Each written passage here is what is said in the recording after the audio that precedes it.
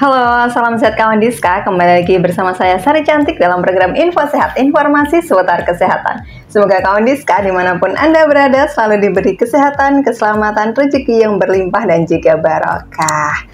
Oke, pada hari ini saya sudah kedatangan narasumber kembaran saya ya. Karena dia di sana, saya di sini. Oke, kita saling melengkapi kayaknya hari ini ya. Ada Kak Irfan, beliau adalah PJ Program DBD di Dinas Kesehatan PP dan KB Kota Madiun. Apa kabarnya nih? Alhamdulillah Mbak Sari, saya Irfan jenengan? Oh, selalu sehat kalau saya ya, harus sehat ya. Oke, ngomongin soal DBD nih ya. Mumpung ada narasumber, ya? Iya dong. Karena sudah ada narasumber ahlinya DBD ya kan. Kalau PJ Program kan berarti kan menguasai ya. Nyamuk-nyamuknya terkuasai juga ya. Nggak bisa saya menguasai nyamuk ya. Oke, ngomongin soal nyamuk dan DBD ini. Oke. Kita nggak usah ini ya basa-basi ya. Nggak usah, santai aja ya. Oke, kita ngobrol santai aja. Nah, ngomongin soal nyamuk dan DBD nih. Masyarakat luas itu kan biasanya taunya DBD itu karena nyamuk Aedes gitu ya. Iya. Nah, apakah semua nyamuk Aedes itu membawa virus dengue atau memang hanya yang jantan aja atau yang betina aja, gimana nih Kak? Yang pertama, yang perlu kita luruskan, penyebab demam berdarah dengue bukanlah nyamuk Aedes. Itu dulu.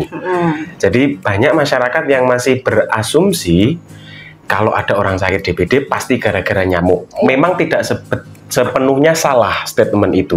Cuma yang perlu kita pahami adalah nyamuk Aedes aegypti ini sifatnya hanya sebagai vektor atau perantara. Kalau penyebab utama sakitnya tetap namanya virus dengue atau dengue. Oke, dengue. Ya, silakan. Jadi istilahnya mau disebut dengue boleh, dengue boleh. Virusnya itu. Sehingga makanya ketika kita berbicara demam berdarah itu ada dua hal yang harus kita soroti. Vektornya Aedes aegypti nyamuk itu sendiri dan virus dengue itu. Kemudian kalau ditanya apakah semua nyamuk Aedes aegypti itu bisa menularkan, pada dasarnya iya. Bisa semuanya menularkan. Namun untuk betina itu lebih banyak ditemukan yang mampu menjadi inang dari virus dengue yang mampu menyebarkan penyakit demam berdarah itu. Oke, apakah ada tahapannya nih Kak? Virus dengue itu hanya satu aja atau ada beberapa tipe? Kalau secara serotype itu tipe virus dengue ada 4. Ada dengue 1, 2, 3, dan 4. Namun yang paling sering atau paling banyak kita temukan itu serotype yang 1, 2, dan 4. Sementara yang 3 itu biasanya terjadi ketika pada kasus DBD yang berat atau kita istilahnya ada DSS ya, yang demam berdarah dengan shock sampai pendarahan dan lain sebagainya seperti itu baru di virus dengue yang ketiga. Tapi mulai dari tipe 1 ini, dengue 1 ini, itu sudah menularkan gitu ya? Sudah membawa sakit gitu ya? Sudah.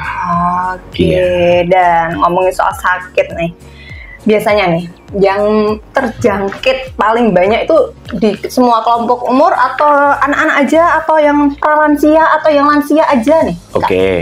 Secara sebaran tidak ada batasan sehingga semua kelompok umur ini kita berbicara data di Kota Madiun, semua kelompok umur mulai dari usia 1 tahun sampai lansia itu semua punya potensi yang sama untuk terinfeksi demam berdarah. Tapi kalau saya boleh memaparkan data secara garis besar, memang yang paling besar itu dominasinya pada usia sekolah mulai SD, SMP, dan SMA. Di Kota Madiun total ada 58% kasus demam berdarah yang diderita oleh 3 kelompok usia itu tadi, sekolah dasar, SMP, dan SMA.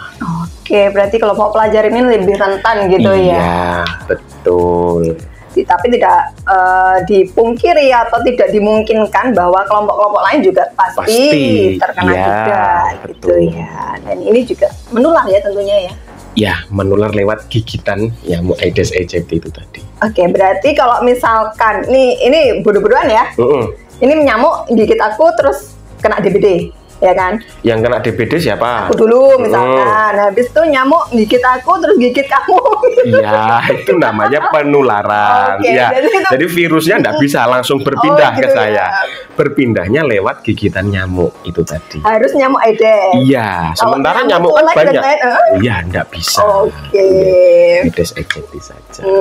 Berarti harus diketahui juga nih ya, bahwa tidak semua nyamuk gitu ya. Betul. Meskipun saya kena DBD terus digigit nyamuk sama nyamuk culek itu nggak bisa yang menularkan. Nggak. Oke, Iya. atau gigitan yang lain nggak bisa ya. Contohnya Dracula. Oke, kita lanjutkan. Oke, ngomongin soal tadi kelompok umur udah ya. Yang paling banyak adalah memang kelompok pada usia remaja, sekolah ya. gitu ya. Kemudian sakit. Nah, masa inkubasi atau sebelum sakit itu kan pasti ada gejala-gejala gitu ya. Iya. Itu berapa lama sih biasanya Oke. sampai terjangkit bahwa dia terkena DBD gitu ya? Iya. Jadi pada dasarnya penyakit demam berdarah ini kan tidak bisa dilihat dalam satu waktu.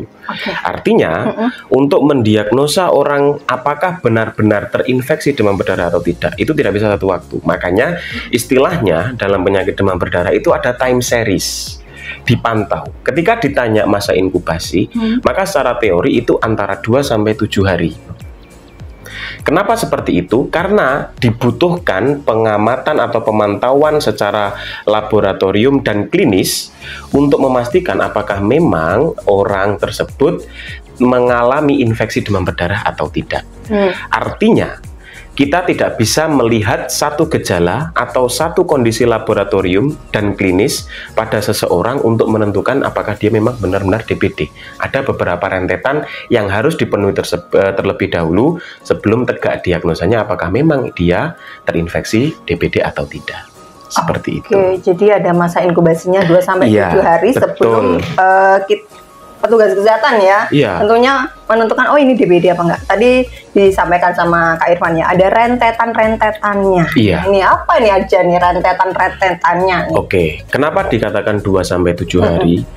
Di dalam fase klinis demam berdarah itu mungkin kita sudah pernah mendengar ya fase pelana kuda.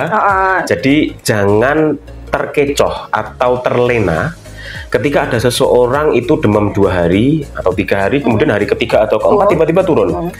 Rata-rata ketika memang dia itu sakit demam berdarah, maka orang akan terlena menganggap oh sudah sembuh ini, sudah tidak demam, tidak ada panas. Tapi tiba-tiba di hari keempat, kelima, dan ketujuh seterusnya tiba-tiba naik lagi dengan kondisi yang lebih parah. Sehingga makanya siklus pelana kuda, Windows period ini perlu kita waspadai. Makanya jangan pernah menganggap enteng ketika ada seseorang yang mengalami demam tinggi, paling tidak 2 hari berturut-turut. Itu harus sudah mulai dicurigai, terlebih pada musim penghujan seperti ini yang notabene kita tahu secara epidemiologis memang fase masa-masa tingginya penularan infeksi demam berdarah. Oke, meskipun panas itu belum tentu DBD gitu belum ya. tentu. Karena gejalanya mungkin hampir-hampir sama dengan flu, demam yang lain sama, tidak ada berbeda. Oke, jadi mungkin pelana kuda tadi perlu diwaspadai ya, kalau tiba-tiba panas, kemudian turun, panas lagi, turun lagi, panas lagi gitu ya. Jadi itu yang berbahaya. Terlepas ada gejala-gejala spesifik yang lain yang bisa saja muncul pada saat fase-fase awal atau setelah pelana kuda itu. Seperti itu. Oke, mungkin setelah itu gejala apa lagi nih yang sering? Nah, ya, yang sering masyarakat tahu itu kan munculnya ruam ya, merah-merah, bintik merah di permukaan kulit, biasanya di sekitar tangan sebelah sini, di kaki, ada yang di apa istilahnya betis ya. Kentol. Ya, kentol, betis atau kentol di tangan. Ada juga yang di sekitar leher dan dada seperti itu. Itu memang gejala spesifik membuktikan adanya, makanya istilahnya disebut demam berdarah karena ada istilahnya darah itu leaking, leaking itu merembes, bocor. Makanya istilahnya kan demam berdarah. Sehingga muncul di permukaan kulit itu ruam atau bintik-bintik merah. Yang itu memang spesifik, biasanya memang gejala spesifik pada kasus infeksi demam berdarah. Dan tidak menutup kemungkinan gejala-gejala lain, ada yang pusing, ada yang sampai mual, muntah, ada yang diare, sehingga secara spesifik berbeda-beda tergantung dari status imun dari masing-masing orang seperti itu. Tapi secara umum ya demam, ruam itu tadi. Oke, tadi kan disampaikan ada rentetan-rentetan, salah satunya adalah panas yang tinggi, Betul. kemudian turun panas lagi, kemudian juga ada muncul bintik-bintik atau ruam merah di sekitaran bagian tubuh tertentu gitu ya. Iya. Nah, apakah itu setelah itu kita harus cek lab atau bagaimana? Pasti, karena seperti yang saya sampaikan sebelumnya, ini kan time series. Untuk mengetahui seseorang itu apakah benar terinfeksi DBD, itu memang ada pengujian laboratorium. Sehingga diuji serologisnya, darahnya itu dilihat, mulai dari hematokrit, trombositnya, dan lain sebagainya. Sehingga dengan melihat hasil laboratorium secara berkala, time series itu, maka dokter atau tenaga medis itu bisa mengambil kesimpulan untuk menegakkan diagnosa apakah itu memang demam berdarah atau bukan. Oke, jadi sebelum kita melakukan uji lab gitu ya, jadi diagnosa ini belum tertegak lurus gitu ya, karena mungkin panas ataupun ruam itu bukan salah satu. Belum bisa ditegakkan seutuhnya bahwasanya itu infeksi. Cuma alhamdulillahnya di Kota Madiun, kami di Kota Madiun baik puskesmas maupun rumah sakit di seluruh Kota Madiun telah memiliki yang namanya alat pendeteksi, namanya rapid test. Kalau di COVID kan ada ya, antigen. Rapid test di demam berdarah juga ada, namanya NS1. Baik di puskesmas maupun rumah sakit ada. Sehingga warga masyarakat Kota Madiun ketika memang mencurigai dengan gejala seperti itu, demam 2 hari saja, silakan bisa dibawa ke puskesmas wilayah terdekat, ke rumah sakit. Maka insya Allah di rumah sakit secara tata laksana standarnya akan dicek menggunakan RDT NS1 itu. Maka itu setidaknya akan lebih mempercepat penegakan diagnosa yang akan diberikan oleh dokter apakah memang itu demam berdarah atau bukan. Oke, jadi ini salah satu pengganti uji lab tadi gitu ya? Bukan pengganti, jadi seperti stase awal sebelum uji lab lebih lanjut. Oh, deteksi dini? Iya. Sama kalau COVID kan ada rapid test, setelah itu kalau positif gitu lanjut PCR, sama di demam berdarah pun juga seperti itu. Nah, ini apakah di semua rumah sakit baik swasta ataupun pemerintah atau hanya pemerintah aja? Semua. Rumah sakit swasta, rumah sakit pemerintah, puskesmas wilayah, 6 puskesmas, semuanya insya Allah masih ada stok NS1-nya seperti itu. Oke. Lanjut lagi nih Kak Irfan. Tadi kan disampaikan ya bahwa infeksi ataupun virus dengue ini ada beberapa penggolongan gitu ya. Tergantung apakah ini tergantung dari bahayanya atau bagaimana? Ini ada berapa sih? Secara garis besar ada 3 pengklasifikasian diagnosis untuk demam denggi. Kita sekarang istilah demam berdarah itu kan mulai dikikis perlahan-lahan. Ke depan kita akan menggunakan istilah demam denggi karena demam denggi, atau demam dengue. Di demam berdarah itu saat ini yang masih berlaku itu ada 3 pengklasifikasian. Ada DD, demam denggi itu sendiri. Ada DBD, demam berdarah denggi. Ada juga DSS, DBD dengan shock. Atau istilahnya ada pendarahan yang lebih parah pada tubuh seseorang penderita demam berdarah, sehingga fase yang lebih tinggi itu secara tidak langsung juga menggambarkan stase atau istilahnya tingkat keparahan dari penyakit itu. Jadi fase awal biasanya DD. Kalau bisa tertangani dengan bagus, maka tidak akan berlanjut ke fase DBD, bisa langsung sembuh. Tapi kalau fase DD terlambat penanganannya bisa masuk ke fase DBD yang lebih parah. DBD ternyata masih terlambat atau penanganannya tidak cepat, tidak segera diberikan, bisa memperparah lagi sampai tahap DSS seperti itu. Shock. Sehingga shock itu artinya pada beberapa bagian organ di dalam tubuh pasien itu mengalami pendarahan. Seperti itu. Jadi memang diklasifikasikan sesuai dengan tingkat keparahan gitu ya. Iya, betul. Nah, jadi ngomongin soal pertolongan pertama nih ya. Iya. Bahwa mungkin masyarakat, belum semua masyarakat ya paham bagaimana sih cara pertolongan pertama kalau ada keluarga ataupun lingkungan sekitar mungkin yang menderita DBD. Yang pertama tadi kita fahamkan bahwasannya gejala utamanya adalah demam. Maka hal pertama yang memang bisa dilakukan oleh masyarakat ketika demam, pasti kita berikan obat penurun panas. Golongan paracetamol dan kawan-kawan itu silakan bisa diberikan. Tapi ketika kondisi panas itu tidak mengalami perbaikan selama 1-2 hari, itu lebih aman, kami sarankan untuk segera dibawa ke Fasiankes untuk segera mendapatkan tindakan medis dan pemeriksaan laboratorium. Karena dengan pemeriksaan laboratorium maka akan tahu apakah memang benar terindikasi terinfeksi oleh demam berdarah atau bukan. Seperti itu. Oke, jadi sebelum terjadi keparahan gitu ya. Nah, ini mungkin awal-awal boleh ya diberikan paracetamol ataupun obat penurun panas yang lainnya begitu ya yang biasa dipakai. Nah, apabila memang hal tersebut nih tidak memperbaiki kondisi, ini harus segera dibawa ke fasilitas kesehatan. Nah, ini berarti keluarga dan juga lingkungan sekitar harus aware ya terhadap mungkin teman-temannya ataupun lingkungan sekitar yang ada panas tiba-tiba panas gitu ya. Iya, dan biasanya ini anu ya, gejala ikutan. Ketika seseorang demam itu kan kecenderungannya dia akan mudah dehidrasi. Jadi mungkin masyarakat Kota Madiun yang pernah merasakan demam tinggi mungkin 1-2 hari pasti akan merasa cairan di tubuh itu seperti menguap gitu ya. Jadi istilahnya akan lebih mudah dehidrasi, sehingga saran juga dari tenaga medis biasanya untuk memperbaiki asupan cairan yang masuk sehingga mendehidrasi tubuh supaya asupan cairan di dalam tubuh itu tidak berkurang terlalu jauh, sehingga harapannya meskipun demam tinggi pasien atau orang yang sedang demam itu tidak mengalami dehidrasi yang berlebih. Oke, karena itu tadi ya bisa menyebabkan shock juga ya kalau keparahannya lebih banyak. Betul. Oke, jadi ini DBD ini mungkin banyak yang apa ya membuat orang itu nggak aware gitu ya, disangkanya cuma demam biasa, padahal ini kalau kalau orang kalau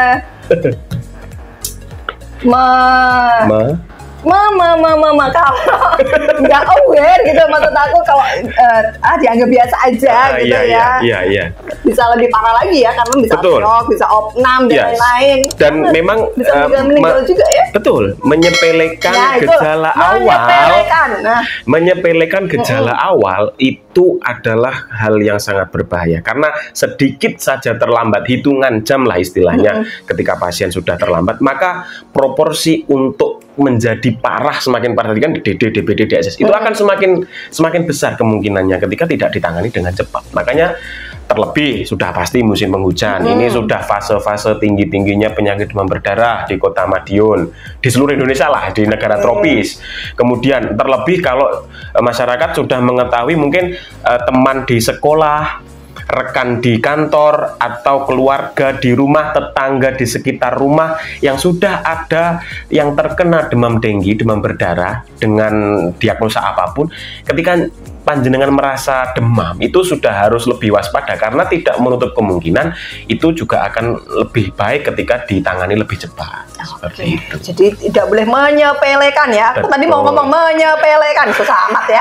Tidak boleh menyepelekan kan demam berdarah ini gitu ya. Karena meskipun awalnya mungkin hanya demam biasa, minum obat turun, nah tiba-tiba panas lagi. Nah, ini kan bahaya kadang masyarakat gregesi tok Mas Niki. Waduh, tidak semua gregesi ya memang bisa, kita berarti semua gregesi ya flu saja. Cuma bagaimana kalau ternyata itu mengarah ke infeksi demam berdarah? Nah, tadi ngomongin soal kasus nih ya. Sebelum kita pencegahan yang lain, ngomongin soal kasus. Berapa banyak sih kasus DBD di Kota Madiun per tahun ini? Per detik ini. Oke, per detik ini ya. Jadi ini datanya tadi sudah kami update. Per detik ini demam berdarah itu ada 106 kasus. Itu dari Januari sampai detik ini ya? Sampai 29 Februari 2024 jam 12.00. Oke. 100 lebih kasus ya. Harap berhati-hati masyarakat ya. Dan yang paling banyak adalah memang di kelompok usia anak sekolah tadi. SD, SMP, SMA.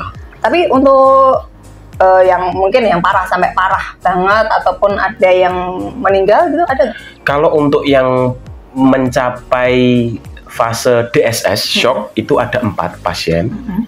dari 4 pasien yang DSS itu ada 1 yang meninggal dunia di bulan Januari yang lalu. Seperti itu. Jadi memang tidak boleh menyepelekan. Betul. Gitu ya, dimana memang sudah banyak sekali kasusnya dan ini tersebar di seluruh kelurahan. Untuk tahun 2024 per 29 Februari sudah ada 22 kelurahan dari 27 kelurahan yang sudah terserang demam denggi. Oke, dan ini perlu diwaspadai untuk semuanya gitu ya, bahwa memang kasus sendiri yang ada di Kota Madiun itu lebih dari 100 kasus ya. Hanya waktu 2 bulan gitu ya. Dalam rentang waktu 2 bulan lebih dari 100 kasus. Dan ini memang tidak terlepas dari fenomena El Nino. Jadi kemarin kan Kota Madiun melalui surat dari Bapak Sekretaris Daerah sudah 3 kali bersurat kepada seluruh jajaran OPD dan berbagai stakeholder terkait kewaspadaan ini, karena ternyata fenomena cuaca ekstrim El Nino yang terjadi di Indonesia ini mengakibatkan kenaikan kasus demam denggi di seluruh Indonesia, hampir di seluruh Indonesia, bukan hanya Kota Madiun. Kita berbicara level terdekat adalah level provinsi, itu hampir semua daerah mengalami kenaikan yang sangat banyak kasusnya di periode yang sama daripada tahun yang lalu 2023, sehingga ini kewaspadaan yang sangat besar, bukan hanya Kota Madiun, siapapun dimanapun Anda berada selama masih di Indonesia, karena tropis terkena dampak dari fenomena El Nino, sehingga harus lebih berhati-hati. Oke, tadi disampaikan ya, dari 27 kelurahan 22 nih yang ada kasusnya. Di kecamatan mana nih yang kira-kira yang paling banyak kasusnya nih? Oke, berbicara pada level kecamatan, terbanyak ada di Kecamatan Taman dengan jumlah penderita demam berdarah denggi DBD ada 42 kasus. Kemudian yang kedua ada di wilayah Kecamatan Kartoharjo dengan 34 kasus, dan Kecamatan Manguharjo di nomor 3 masih tinggi juga dengan 30 kasus, sehingga masih sama, cukup tinggi semuanya sebenarnya. Nggak ada yang selisihnya nggak terlalu jauh gitu ya. Betul, itu kalau di kecamatan. Nah, ini ngomongin soal wilayah gitu ya. Ini kan nyamuk ini kan belum tentu ya ada penderita itu terjangkitnya di rumah atau di lingkungan, bisa jadi di sekolah juga gitu ya. Iya, betul. Jadi terlebih anak sekolah, kita melihat pola pendidikan saat ini kan anak sekolah itu kan dari pagi sampai sore. Sementara secara masa istilahnya pola pergaulan dari Aedes aegypti ini tuh ada polanya. Gitu ya? Dia tuh nongkrongnya memang pagi dan sore, kayak nama rumah makan ya. Mahal itu makan di situ. Iya, pagi sore. Jadi pagi antara jam 5 sampai jam 8, jam 9 itu fase-fase pergaulan paginya nyamuk Aedes aegypti. Sementara sore itu sekitar jam 4 sampai jam 6 itu fase pergaulan sore. Sementara malam itu jarang bergaul sebenarnya. Dia itu anak baik, nggak terlalu suka keluyuran malam kalau Aedes aegypti, cuma pagi sore aja. Jadi memang inilah yang menjadi kewaspadaan, karena kita tahu orang bekerja itu dari pagi sampai sore. Anak sekolah juga seperti itu, pagi sampai sore. Sehingga fase-fase pergaulan Aedes aegypti di lingkungan, tidak harus di rumah ya, di sekolah, di kantor, mungkin di warung, mungkin panjenengan yang suka ke warung pagi-pagi suka digigiti nyamuk, loh itu bisa jadi Aedes aegypti seperti itu. Sehingga jangan selalu menuduh lingkungan rumah itu yang menyebabkan adanya nyamuk, bisa jadi di sekolah. Sementara sekolah itu kan kadang, mohon maaf Kak Saria, Senin sampai Jumat masuk ya, Sabtu, Ahad libur, Senin masuk. Loh, bak mandi itu kalau Jumat ndak dikuras, ndak dikosongkan, Senin jentik nyamuk, itu bisa jadi sudah menetas jadi nyamuk dewasa. Nah, cut sampai di situ karena nanti itu ada rentetannya. Berarti nih ya, nyamuk ini kan gibahnya dari pagi dan sore ya. Kayak emak-emak gitu ya, gibahnya pagi sambil belanja gitu ya. Nah, ini berarti faktor lingkungan itu tidak menjadi penyebab utama ya, lingkungan sekitar rumah maksudnya. Di lingkungan manapun bisa. Jadi memang mungkin ini juga untuk kewaspadaan orang tua juga ya. Iya. Mungkin saat anaknya berangkat sekolah mungkin bisa dibekali lotion anti lotion anti nyamuk seperti itu bisa. Mungkin di sekolah juga di kelas dikasih apa itu obat nyamuk elektrik bisa di ataupun tanaman mengusir nyamuk seperti lavender, pengusir serai, ya, gitu ya, bukan pembunuh, pengusir. Jadi kalau ya, mengusir itu kan istilahnya hanya menyingkirkan. Jadi agak riskan menggunakan istilah pengusir karena kalau mengusir itu bisa balik lagi kalau. Nah ini perlu diwaspadai juga mungkin dari lingkungan sekitar rumah, kerja bakti bersama, dan ini yang lingkungan sekolah ini gitu ya, yang perlu waspada benar-benar perkantoran ya, sama institusi ya, karena tadi disampaikan bahwa anak-anak itu kan apalagi yang full day itu kan dari Senin sampai Jumat ada di sekolah dari pagi sampai sore jam 4 gitu ya, dimana nyamuk-nyamuk ini yang nongkrong-nongkrong itu, nah itu kan mulai pagi dan juga sore, dan ini perlu diwaspadai. Dan juga di hari-hari libur gitu ya, apalagi libur panjang, nah ini bak mandi yang tempat perindukan ya, perindukan jentik ya, nyamuk ini perlu juga untuk dikuras ataupun di treatment yang lainnya. Nah, ngomongin soal tadi tentang telur nyamuk nih ya. Menyambung soal telur nyamuk. Nah, gimana sih morfologi nyamuk sendiri sampai menularkan DBD? Telur nyamuk itu untuk Aedes aegypti dia punya kekuatan spesial. Dalam kondisi kering, artinya dia let's say dia bertelur di bak mandi katakanlah. Ketika bak mandi itu kering, telur itu masih bisa menempel di dinding bak mandi 3-6 bulan.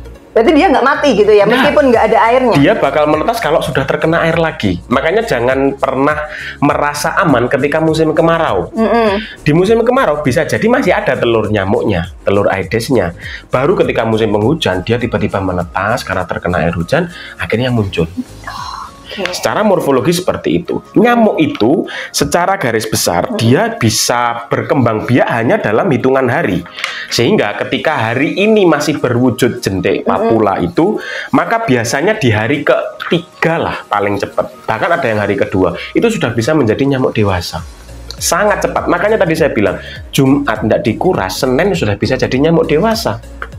Oh, secepat itu gitu ya. Betul. Dan telurnya sendiri bertahan sampai 6 bulan gitu ya. Bisa, dalam kondisi kering loh ya, artinya enggak terkena. Berarti dia tidak perlu asupan air dan lain-lain gitu ya. Enggak, strong. Wah, strong sekali karena punya kekuatan khusus gitu ya. Jadi memang berarti nyamuk ini berkembang biaknya sangat cepat gitu ya. Sangat cepat. Oke. Jadi, nah untuk pemberantasan nyamuk sendiri, tadi sudah disampaikan ya, morfologi nyamuk Aedes aegypti ini memang berkembang biaknya sangat cepat ya. Dalam hitungan hari dia sudah bisa menjadi nyamuk dewasa. Gitu ya. Dan apalagi telur nyamuk sendiri yang menempel di dinding-dinding permukaan air gitu ya, tempat penampungan air. Nah itu kalau tidak dibersihkan secara maksimal dapat bertahan sampai 6 bulan. Berarti ini untuk warga sekolah ya terutama ya, karena memang dan perkantoran jangan lupa. Dan perkantoran sekolah dan juga perkantoran ini bahwa nggak cukup menguras aja nih kayaknya ya, buang air aja nggak cukup gitu ya. Ya dibersihkan, menguras apa istilahnya? Ngosek ini apa? Ya, menyikat kok mengosek ya Allah. Menyikat.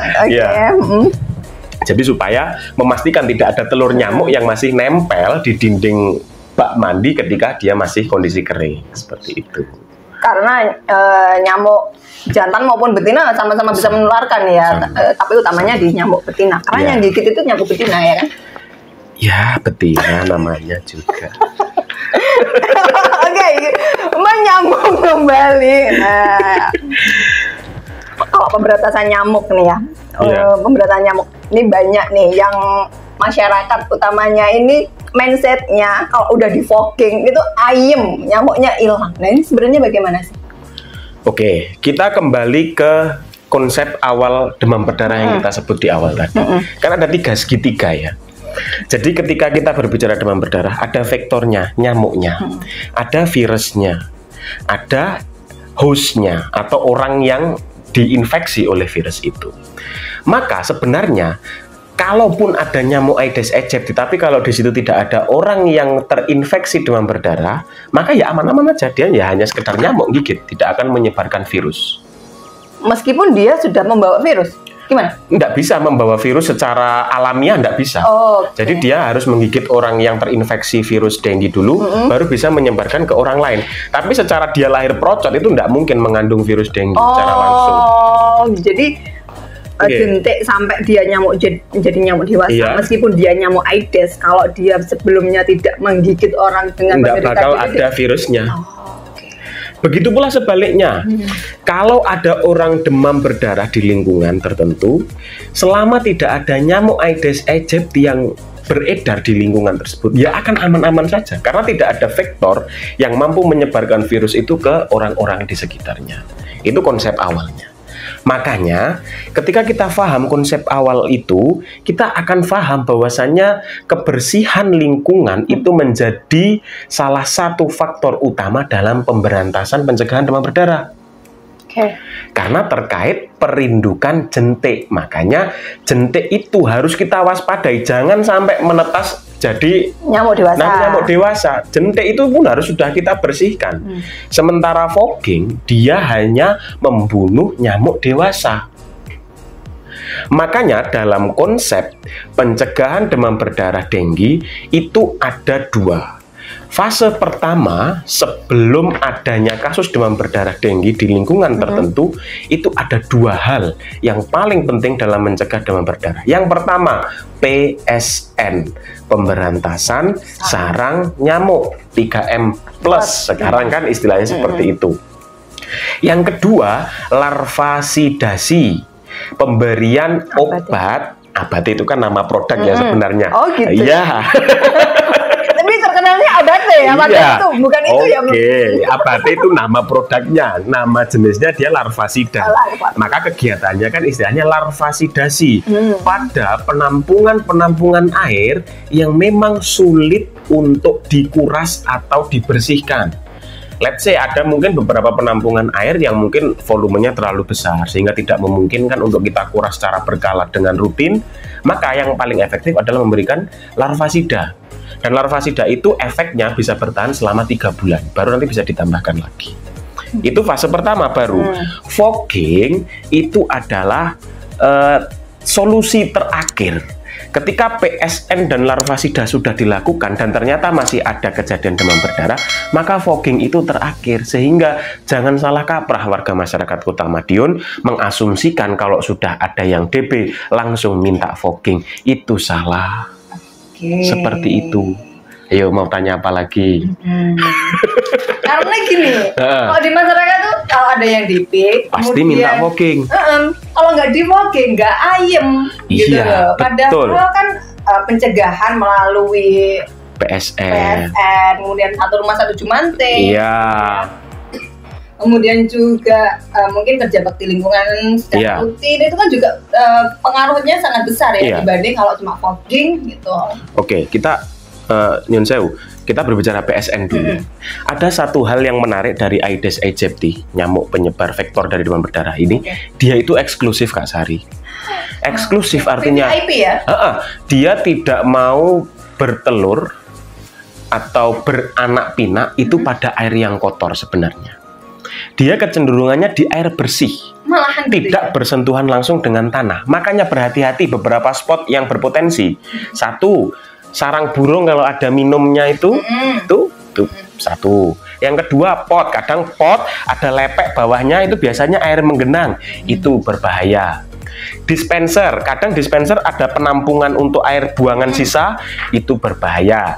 Penampungan air bersih, mungkin panjenengan kagem apa isah-isah niku napa cuci piring, ada tuh air bersih itu berbahaya. Di kamar mandi itu kalau pakai kolah yang besar yang jenengan sulit untuk dikuras itu juga berbahaya.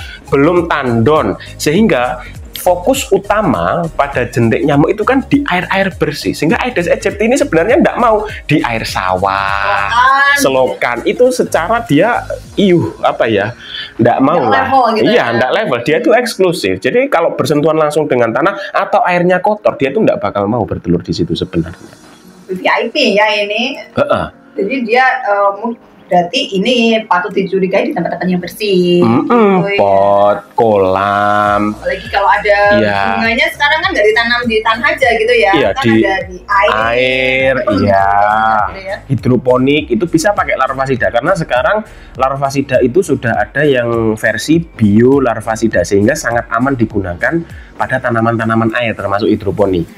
Dan jangan lupa, mungkin rumah masyarakat, rumah kawan Diska bersih, tidak ada penampungan yang ada jentik. Coba dilihat kanan kiri, jangan-jangan ada genteng terbalik yang akhirnya menjadi tempat air bersih hujan. Ada ban bekas yang biasanya dibuat hiasan di depan rumah taman. Coba dilihat, kalau ban bekasnya itu tidak ada lubang untuk memberikan drainase air keluar, itu berbahaya sekali. Botol bekas, batok kelapa, apa nih Mbak? Terus ini plastik, bambu. Bambu kalau dibelah dia kan cekung. Kadang ditaruh di samping-samping rumah, di tegalan. Apa kok tegalan ya? Apa ya istilahnya?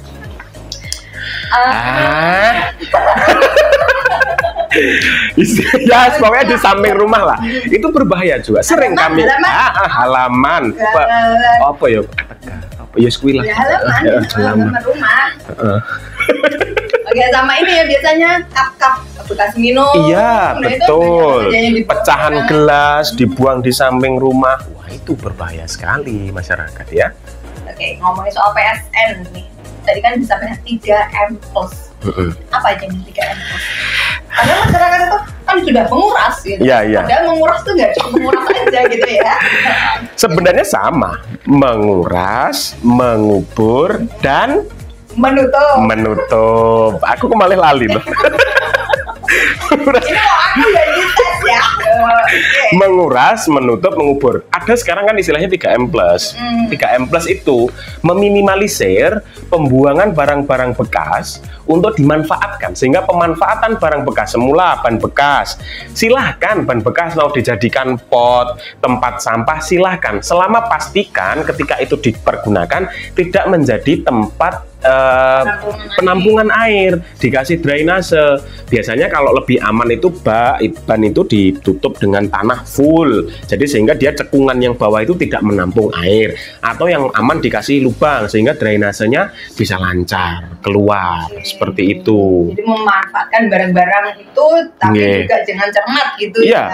Tapi pemanfaatan barang bekas ini juga harus berhati-hati. Beberapa kasus kami temukan di lapangan, di sekolah biasanya kan ada seperti apa ya istilah kerajinan tangan, pemanfaatan barang-barang bekas. Mungkin siswa diminta untuk membuat pot bunga gantung dari galon bekas, botol. Itu berhati-hati Bapak Ibu sekalian ya.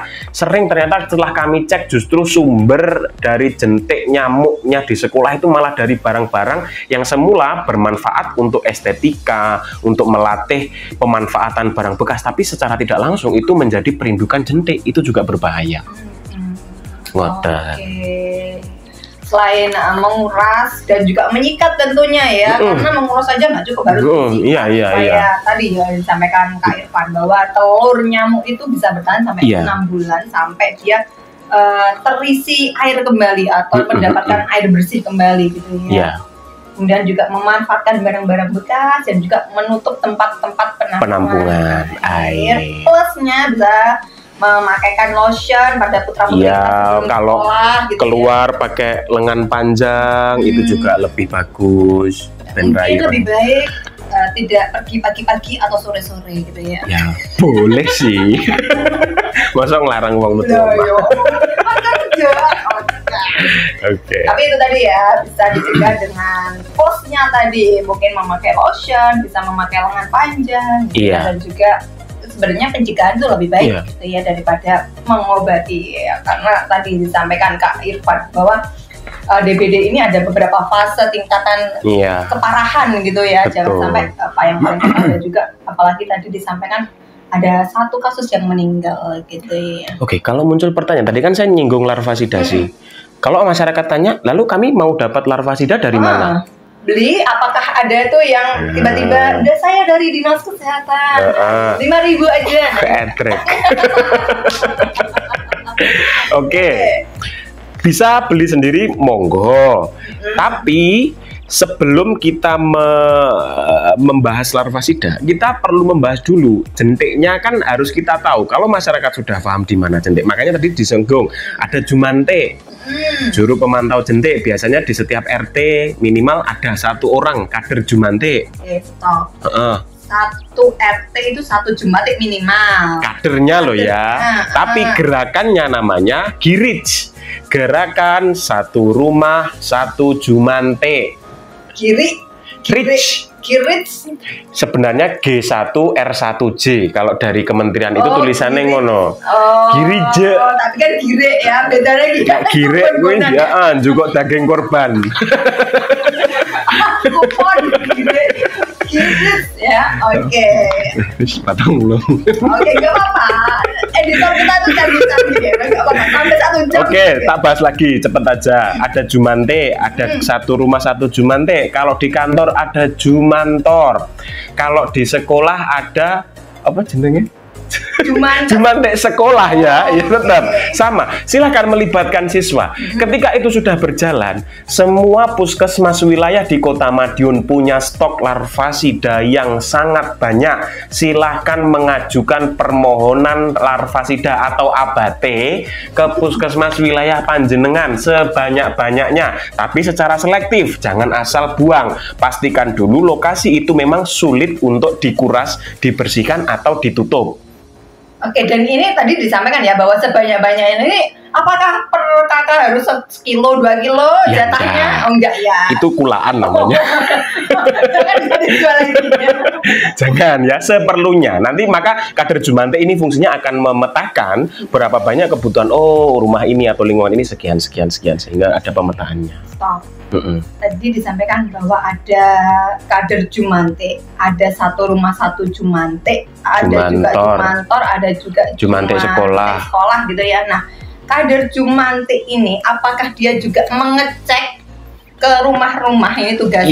Iya. Atau memang tapi nggak menguras ya dia ya? Enggak, kalau nguras cleaning service sebenarnya menguras sampai dia hanya mengecek aja. Iya. Ini setiap bulan atau bagaimana? Secara berkala, semakin sering semakin bagus. Lebih baik setiap minggu. Dia keliling begitu ya? Iya, ngecek aja bawa senter. Makanya daripada nunggu kader jumante dan itu akan menguras waktu yang lebih banyak, maka lebih baik 1 rumah 1 jumante.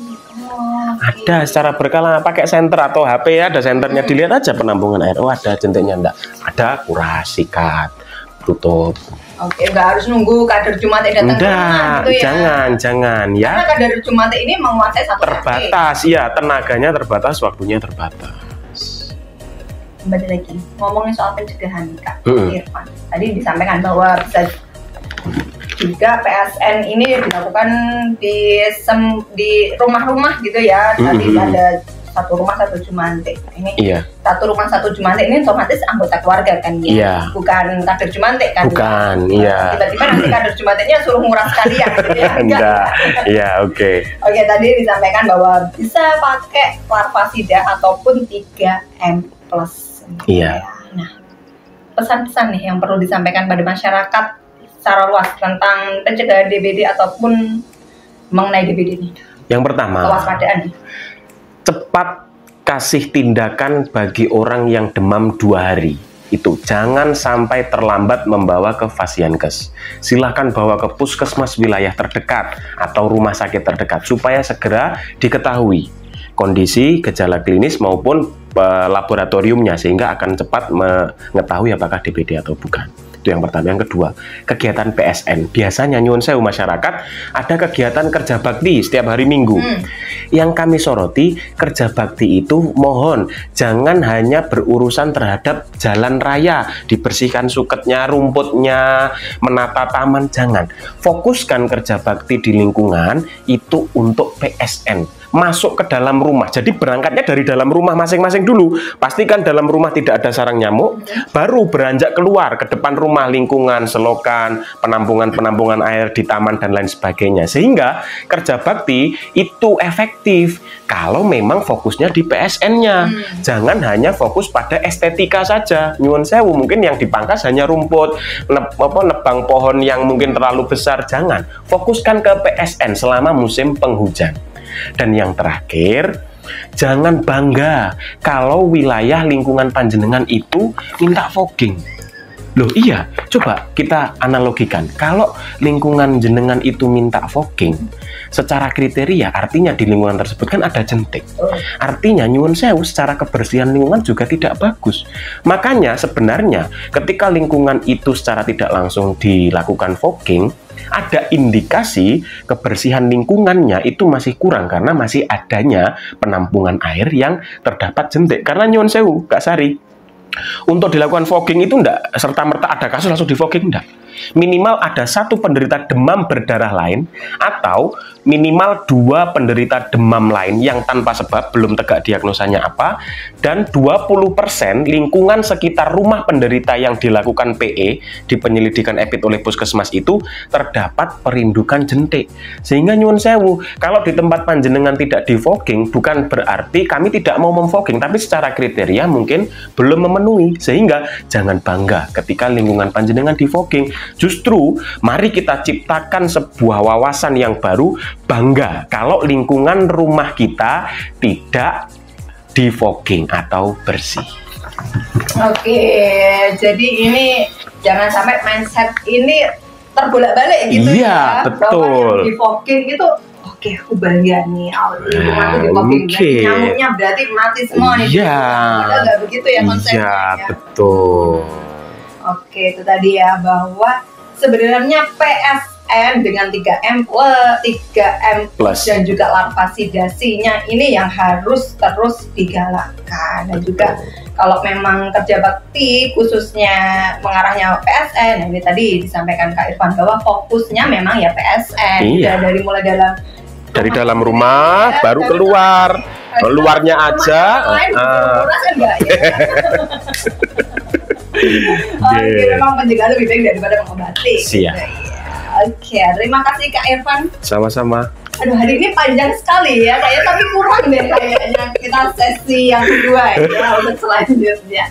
Terima kasih Erik. Sama-sama. Ke podcast Kawan Diska, dan jangan lupa untuk terus ikuti info-info sehat selanjutnya di IG Promkes Kota Madiun. Sampai jumpa di info sehat selanjutnya. Bye bye.